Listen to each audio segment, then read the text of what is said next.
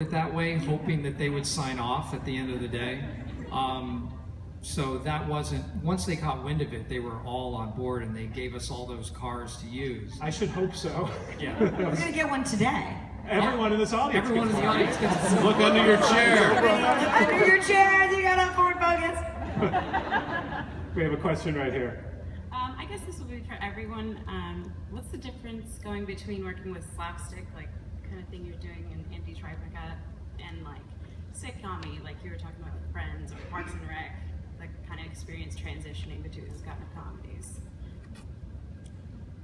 Yeah. Well, as an actor, I feel like Parks was kind of loose in a really nice way. Like, we didn't really have marks, and The Office was like that. They let us find what was funny about the scene. Obviously, it was really well written, and then within that structure, we got to find what was funny about the scene. This, you gotta nail it every time. You gotta nail the jokes. I mean, we do talk about what the best version of the joke is, but once the joke is set, you have to nail it, because sometimes it's like as simple as that. You're like pulling up a mole into frame, or like, you know, there's a dog on set that has to, like, you know, hit his mark and turn around at the right time. Like, it has to be so precise that to me it's challenging. I think this type of show too, all the jokes are so supported by wardrobe and costume, makeup, explosions. There's all this stuff happening around you that, you know, you could just kind of just play it straight and honest and then let the absurdity erupt around you, where the other type has different circumstances that are relying on it. Yeah, that dog is amazing. None of that's effects, right? I mean, that dog's just, he drinks coffee. That's incredible. Next question. Go over here, yeah. This is more for Nancy and Steve. You said you had pitched this idea before, and TBS has gone through various strategies for their original programming. So how did TBS sell you on the idea that this would be the best home for Angie Tribeca? We just had a general meeting with TBS, and I wasn't going in. We weren't there to pitch a show at all. They just wanted to get an idea, the type of things that we thought would be funny. And I brought it up out of the blue because it's the type of thing I haven't seen on TV in a while, and it has always made me laugh. And in the room they said, oh yeah, we'd go for a show like that. And then Steve came home and was like, how was your day? Good? Oh, we have to write Angie Tribeca. Remember that dumb name you loved? Remember that dumb name? Yeah, we're writing a show about that. How much writing do you guys do together? 2 hours. I don't know. We wrote the pilot together. You know, over the summer we sat and we just went back and forth. Yeah. We really make each other laugh a lot, so I think that's why it's. And we're both pretty lazy, so not a lot of writing. Next question over here. Steve, you're from Concord, right? I'm from Acton. I was born in Concord. Yeah. Okay, cool. I'm from Lexington, so. Congratulations. Lexington is a lovely town. Nancy's from Cohasset. Oh my god. Yeah. Now that we've taken everyone's time. So what do you think of Massachusetts public education? No, I'm just kidding. A chill just went down. That's the panel after this one. Okay, I was just wondering because Rashida's kind of touched on this, but clearly these jokes go through a lot of stages and you have to clear them with production design and I don't know, just a lot of people. And is there any point where they just become unfunny because they've been so... When the jokes become unfunny? Yeah, because they've been so hacked out through several people, or you begin to doubt them? Yeah, you know what? When we were auditioning, and you're auditioning with the same scene over and over and over, by the 50th time you've seen the scene, it's, you know, it's not as funny as it was the first time. Like anything, you know, it just doesn't have the impact that it did. I have to say though, there's something really fun about writing a trench coat made out of sketches, and then all of a sudden there it is, and it's like, really, it was actually a beautiful trench coat, wasn't it? It was very stylish. There are certain parts, yeah, that probably get older quicker, but there's certain things to me that I will always, that claw going into the thing, it just makes me laugh every time, because it forces everyone to sit and watch it happen. And I love that. And I love the way these guys played it, you know, with such commitment and conviction. It just, stuff, I laughed again today, which is kind of lame, sitting and laughing at your own, like, oh, wonderful. But I don't know. You don't get over it as quickly as you think you might. Rashida and Hayes, what were your favorite gags from season 1? They don't even have to be necessarily the funniest, but the ones that maybe stuck with you and you're still thinking about. I still think walking out in a stage full of people with Rashida, I was playing a ventriloquist, we went undercover, and Rashida was my dummy sitting on my leg, and she was doing the head thing, like looking at me all weird, and I was pretending to control her mouth. That was pretty surreal. That's funny just hearing about that. Yeah. So. I would say just the layers of detail of all the scenes. I mean, I don't want to blow anything, but like later in the season we have a bit of like a SWAT team siege on a house, and like, you know, my mom came to visit me on set the other day, and she almost turned around. She was like, I thought I was on your set, and then I saw horses and Native Americans, and then I thought I was wrong. I'm like, no, that's our set. Because a siege is not just like a SWAT van and cop cars. It's like Native Americans on horses, and a mobile grooming truck, and an ice cream truck, and a tractor. Like, it's just, everything has like 10 jokes. Every set has 10 jokes on it. Yeah, Ira, I mean, when you write this, or is there anything like, okay, we can't afford to do this, we can't, like, or is it kind of sky's the limit and then you guys figure out how to make it work? There's probably stuff we write that we then look at and go, that's unproducible unless we can wrangle a 747 and 9 donkeys. I kind of have a, just from having done this a long time, have a fairly good idea of what's producible. We have a great line producer, Ronnie Chong, who, you know, if he can make it work, he does. There's not been a lot of stuff we've tried. Like, we've had, you know, people on horseback with bows and arrows. We've had a mobile pet grooming van. We've had an old-fashioned tractor pull up. We've broken legs. We've got clowns, pirates. We shot on an airplane fuselage in a cockpit. So we haven't found the thing we haven't been able to do yet. We kind of find a way to make it work. Like Hayes said, a lot, you know, some of the jokes are just verbal gags. Other stuff is so prop, wardrobe, lighting, camera, blocking intensive. And I was thinking about the earlier question. The reason that in the making of the joke, for me, that it doesn't like stop being funny is we're crafting like a NASA mission to Mars with just one gag. So there's so many different elements, special effects. Like his leg breaking was like an hour and a half, 18 different takes to get the leg breaking exactly right, because if it broke in a certain way where it didn't, for a while it was like floppy and you knew it was a fake leg. To get that exactly right took like 19 people working on it with like hammers and chisels and pulleys and tape. And it was like when it finally went, it was like those guys at NASA were like, "Ah!" Everyone stands up because the metal thing landed on the planet. Let's go over here. Question over here. Hello, guys. I really enjoyed it, and you guys really work well together. And I wanted to ask, what do you think creates the trust among all you guys? Shared addictions? No. Yeah, shared addictions. We have a lot of secret information about each other. A lot of blackmail on this Blackmail. side. Yeah. All right. I don't know. I think probably just the commonality of like loving this sort of comedy, and you know, and also it's taken time. I think now, of course, now that we're almost done with our first season, we do this with such a straight face.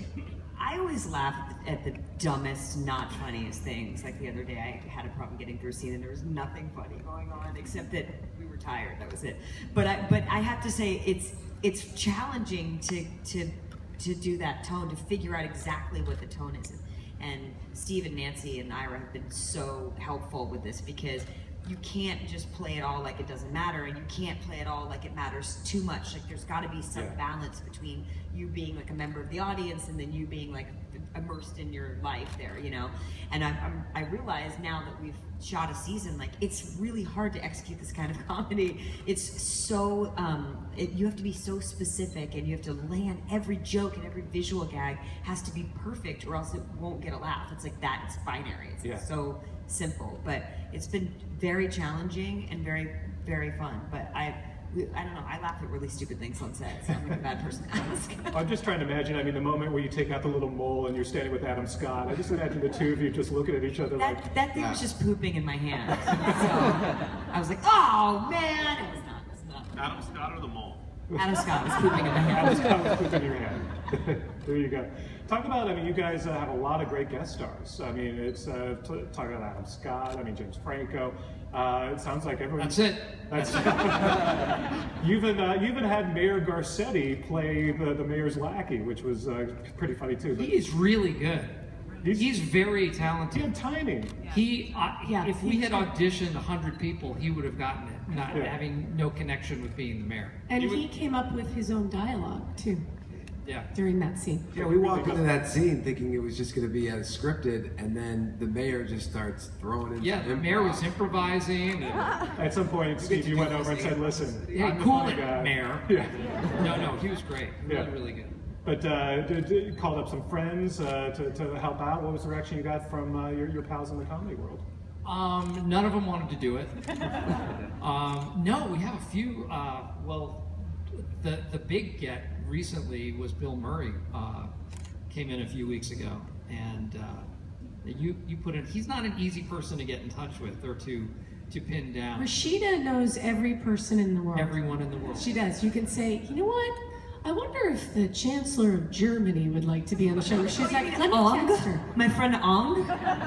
Yeah, Angela, das ist me. Sup, Ong? Wanna come do it? She's amazing. It's the only benefit I think of, like, you know, I grew up in LA, I've been there for a long time, I've been pounding the pavement for a long time. You know, when you do get something that's really like delicious and fun to work on, people want to do it. Like, it's not hard to ask people to do something like this, because like a lot of people, that's my first love. That's a lot of people's first love. Like, that's the comedy they grew up on, and you don't get a chance to do it that often. So it makes it easy. I'm going to open it up for questions, so line up at that mic, either mic right there. It's your chance to talk to the cast and then the producers. Wanted to ask you guys about the Ford exposure. They must be loving that. I mean, I love the joke of, you know what, if we're going to have a little product placement, let's really give them some product placement. Yeah, and they... I vomited. Just like the character on the show. Yeah. So every episode you do that. I feel so lucky, because I feel like this kind of show only comes around like locusts like once every 78 years or something like that. So I was dying to work on this show. So I'm lucky. Well, Rashida, while TV still exists, so that's good. That's exactly. Right, exactly. Rashida and Hazel, I mean, what's it like on the set? Because you guys have to keep that poker face while you're doing these jokes. But I imagine you're breaking up a lot. There's probably a lot of sort of retakes and things. Was Marx Brothers, Monty Python, a lot of the BBC comedies, like that real absurd Blackadder with Rowan Atkinson. The really like stupid but clever, like absurd but logical. That's the stuff that really, like, if you have to ask me what my personal sense of humor is. So when someone showed me this show, I was like, I'd be the luckiest girl in the world if I got to work on that show. And then they said, would you like to meet Steve and Nancy Carell? So reunion for you with Rashida. Rashida, talk about how... I just showed up to set one day and was like, you guys have any parts for people? I gave you like $20 offset, and then I was escorted out. That's how Hollywood works, right? Yeah, it is. Yeah, just show up. Yeah. I got an email from Steve. I had left Parks, and I got an email from Steve, and he said that he had written this thing with Nancy, and I read it and was like, there's no chance that I'm not doing this. I'm sorry. There's no chance. This is my absolute favorite kind of humor, and it was executed so well, so funny. And you know, it's something I haven't had an opportunity to do. I play the straight dude pretty often in TV and movies, and this is kind of that, but it's a little bit more than that. The challenges are different, but it's just that there was no way I wasn't going to do it. Because you've been doing a lot of producing lately. Was that sort of were you thinking you wanted to get back to acting so quickly, or doing Yeah, it so I quickly? did not envision myself getting back to acting so quickly, but you know, it was one of those things. Like I didn't feel like all the years that I dreamed about acting and the many times that I watched Airplane, I didn't feel like I could pass up this opportunity. Yeah. Didn't feel right. And Hayes, talk about your character has evolved. Talk about what the original plan was for your character, and sort of how that evolved to Jay Giles as we know him now. Which, by the way, I've had centerfold in my head for the past week now. Yeah, Jay Giles, I prepared it as a biopic for Jay Giles, so I was really confused. Yeah, this went a really different direction. Yeah. I think People know who Jay Giles is. I feel like that's definitely a generational thing. I heard some Jay Giles laughs out there. Yeah. Okay, good. It's definitely a generation Angel in thing. the centerfold. Yeah? No? Yeah. Okay. I think the original fate of Giles was at the end of the pilot, he fell down the elevator shaft, and that was the last you were going to see of him. But thanks to these incredible writers, he was able to come back with just a sprained ankle in the next episode. And so then it was kind of just became this partnership growing through that relationship. Yeah, what do you make of this relationship between you two? You know, it's just two cops solving cases and falling in love. No big deal. Yeah, NBD. Ira, your credits, I mean, you've worked on Friends, you've worked on so much. Talk about this show, and is this kind of a different comedic muscle that you use to write this show?